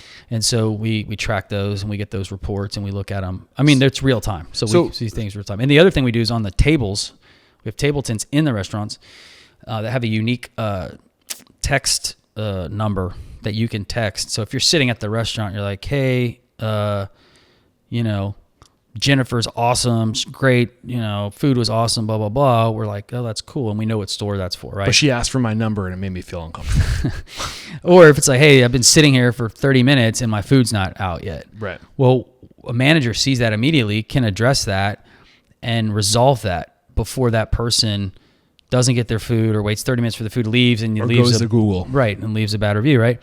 And so that's one thing those are the areas, that's how we capture feedback. Is that through Thanks? No, that's through a platform called Haymarket. Okay.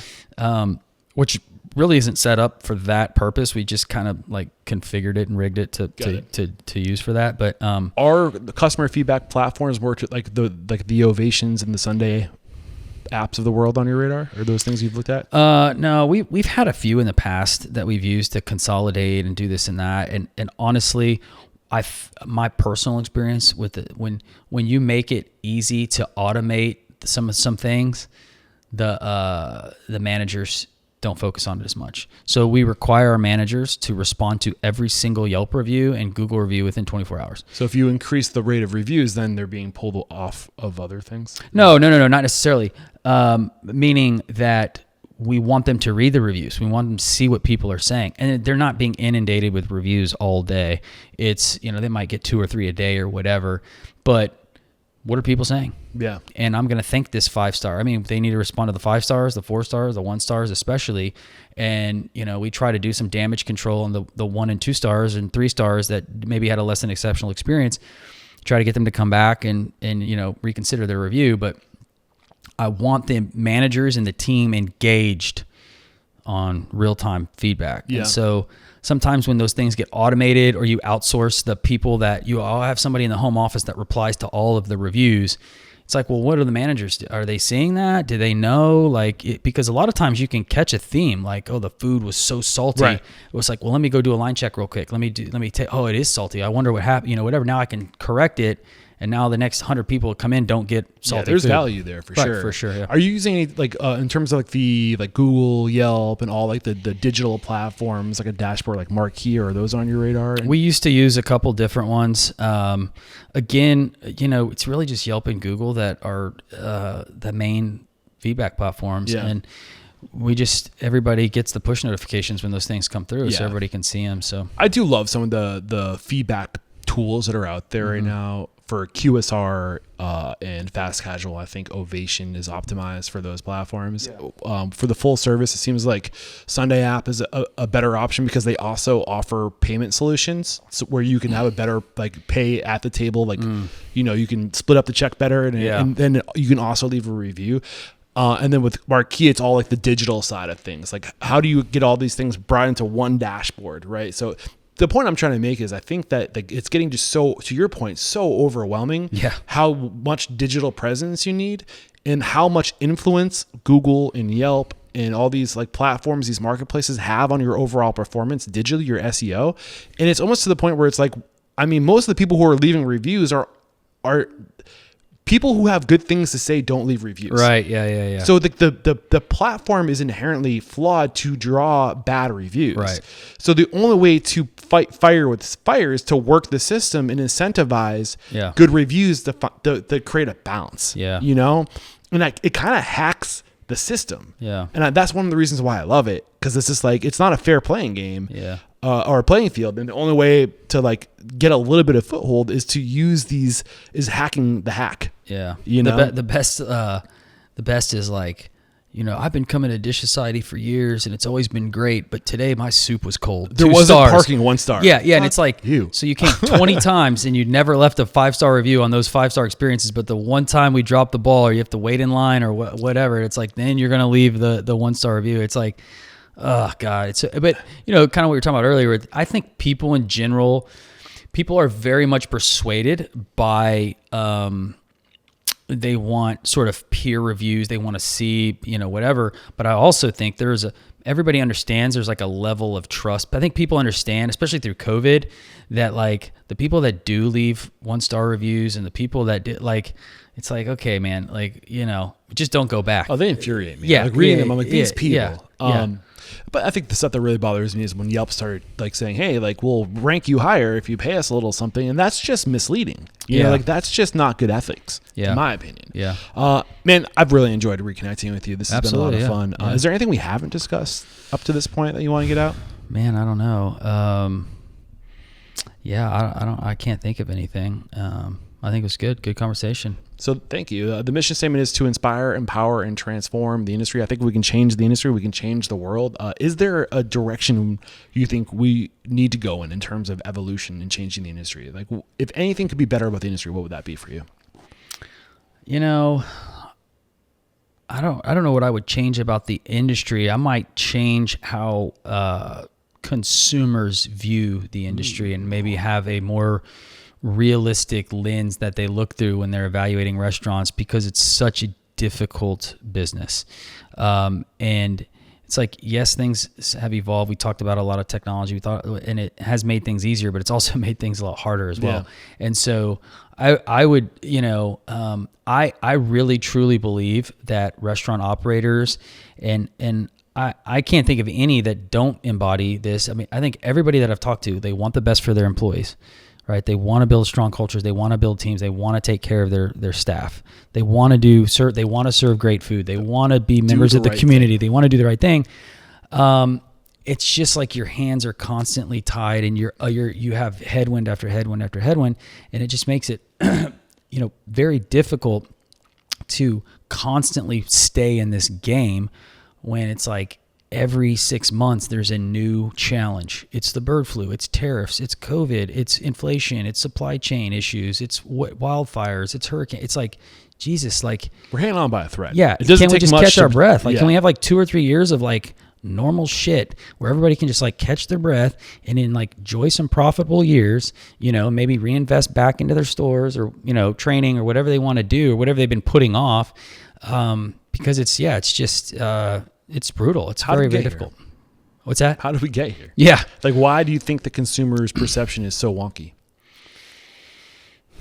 That's a great question. I don't know. I think maybe just being jaded, sense of entitlement.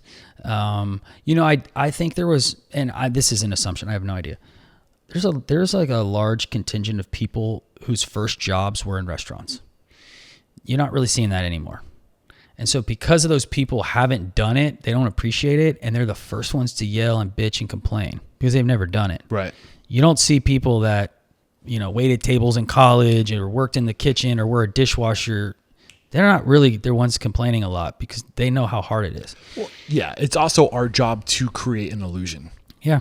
So people's perception of the industry is literally a false reality. Correct. Because our job is to transport them to a place where they can forget about the realities of life. And I also think you're just seeing less career-minded people in the restaurant business. It's a bridge. It's always been a bridge to some degree, but for the most part, I mean, people took service and hospitality and they took that seriously, like back in the day. And now I think people are just losing that a little bit. And so it's just really harder to find people that want to serve other people. Yeah. We didn't talk about AI. Any thoughts on AI?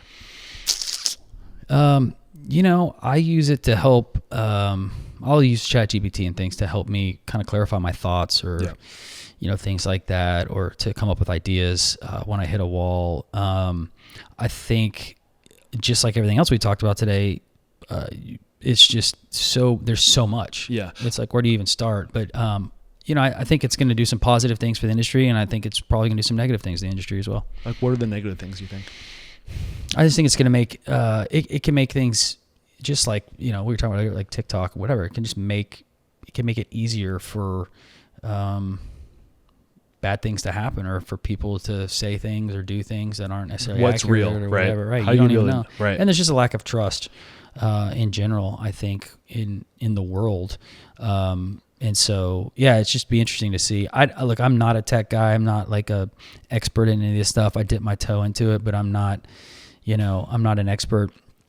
And so I know I'm just using maybe 0.5% of what Right. AI is capable Right. of doing. I wish I knew more. I try to learn more. I'm trying to, figure out how we can use it as a business to better, elevate what we're doing and, Right. and really like enhance people's, jobs and make it easier for them to do things. I think that'll be a huge benefit, but I also think it kind of dumps people down when they don't have to think and solve problems for themselves and they rely too much on that.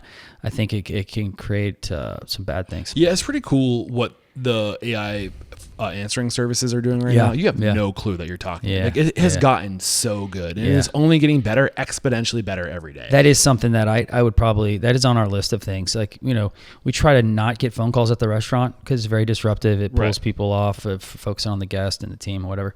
And so we use sort of some call routing stuff that's just very basic, like nothing crazy, but using some AI things to even just, do automated ordering and things Every like phone that. call gets better. Yeah. It gets yeah, better I because know. it's taking all that data and it's Yeah. like, oh, and it's like, these are the questions. And like, it's just amazing. I think that's interesting. Yeah, it's cool. But at the same time, it's like, is it deceitful? You could literally have somebody talking to an AI and they would not know. Yeah. Is that hospitality? Yeah. I don't know. Like, it's a weird gray area, right? Like, Well, I also think you are providing a convenience. I think I think it's I think people I think more so than ever now are willing to trade convenience for hospitality. Right? In a situation like that, I don't know if they care. They just right? want the information. Uber Eats. There's nothing. Don't make me wait. There's nothing hospitable about Uber Eats or DoorDash other than like you order, because half the time my order's wrong, the driver doesn't speak English, goes to the wrong street, leaves it on the wrong door, Chargebacks. Yeah, it's like it's almost like never a great experience, but I continue to do it because like I don't want to get the kids in the car, I don't want to drive 30 minutes in traffic and then sit in a restaurant and it's just like I'm willing to make that trade. Yeah. So. To your point, I don't know, is it less hospitable? Sure, but I think people are okay with that and they're willing to make that trade. I think the four-wall experience is where I think too many people probably, and I know I've been guilty of this, is like I'm focused on the people that I don't ever see, right? Instead of focusing on the people that are there, that drove there, that made the choice to come to us. Right. And they're coming, this is their third time or their 30th time or what, or maybe their first time. And let's blow them away and let's take care of them. Right. And let everything else take care of itself. Right? Yeah. And that's my concern too, is that we're losing sight of what matters, at the because we have no other choice out of fear. It's really fear-based. If we don't do this, we're going to miss out. Correct. Yeah, Right. for sure. So I've loved this conversation. Again, the mission statement is to inspire, empower, and transform the industry. And we're going to do that by transforming one owner at a time with these stories, this perspective, the knowledge. How have you personally transformed? How are you a better man today than the man you were back in 2014? No, that's a great question. I mean, I've grown as a leader, the things that used to set me off back then, I've learned to manage. I've learned to hold up the mirror. I've learned to, ask myself. Sniff your own pits. Yeah, that's a good one. I've learned to, ask myself how I'm contributing to the things I'm frustrated by. Yeah. And so, and I also have learned to assume the best and assume positive intent in other people, team members, guests, managers, whatever. And when you look at things through that viewpoint, it tends to change how you approach a situation, and you tend to get better results. Yeah. What is one thing about your restaurants, a way you do things, a system, a process, a value that's truly uncommon and makes you unstoppable? That's a good question. I don't know how uncommon it is, but we are a values-driven company, and we lead very clearly by our values, and it makes it very easy to make decisions, difficult decisions, any decision. And I think we put so much emphasis on that. I don't know how many other restaurants do that because I'm not in their organizations. I know the good ones do for sure. But where'd you go to learn more about getting your culture on paper and communicated and surfaced regularly? I mean, I've always been a big culture guy. I would say the corporate jobs that I did have, I've only had a few, were at places that had tremendous cultures. And I saw the importance of it there, and I heard about it there, and I saw it in live in the flesh, right? And so I always understood that. I mean, even when I had my landscaping business in high school and college, I always took really good care of my team. And it was always important to me. And so that's always been something that I've always just naturally felt like. It's also like you want to work around people that you like, and you want to have fun doing it. So you have to have a culture, but you also have to get shit done. I think the other part of that too is like I played sports my whole life, and I would equate. I like the team. We used to have one of our core values used to be family spirit, and really we're not a family. We're just a high performing team. And you're seeing a shift in the industry. I've heard a lot of people start to go away from family, and there's some negative connotations to that. But we're a high performing team. Yeah. And you don't always like everybody on the team, but you respect one another. You got each other's backs. We have the same mission, the same purpose. Exactly. Yeah. You're there to win. You're there to kick ass. And it's like, hey, let's do this together. We're in the trenches. Let's go. You know? So I think I've been on some really good teams, and I've been on some bad teams, and I've seen how the culture differs in both. Right. And I think in general, you're just taking little bits and pieces from every life experience and everything you see, hear, and read, and you just try to put it together and do the best you can. So I would say like that's kind of where we're at. It's still not, where I would ultimately like it to be, even though I think it's better than most. I think that it's something that evolves, it's dynamic, and you're never done. Yeah. I can't remember if I asked you this question the first time around. I didn't finish the episode when I listened to it on my way here. But if you got the news, you'd be leaving this world tomorrow. All the memories of you, your work, and your restaurants would be lost with your departure. With the exception of 3 pieces of wisdom you could leave behind for the good of humanity and your legacy, what would those 3 pieces of wisdom be?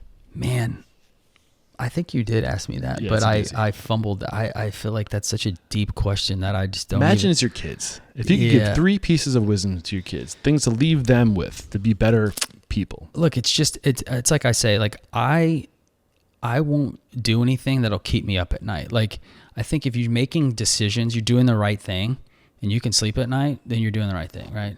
So that would be one. Like make decisions that you feel good about. You feel good about, and you can sleep at night. Doesn't mean you're not going to make mistakes, but don't be a dumbass. Right. I would say, one thing, just be kind to others, and everybody's going through stuff, and you don't always know what they're going through because not everybody's public about it, right? And so until they become a guest in a restaurant and stuff, and then I air out your dirty laundry. Yeah.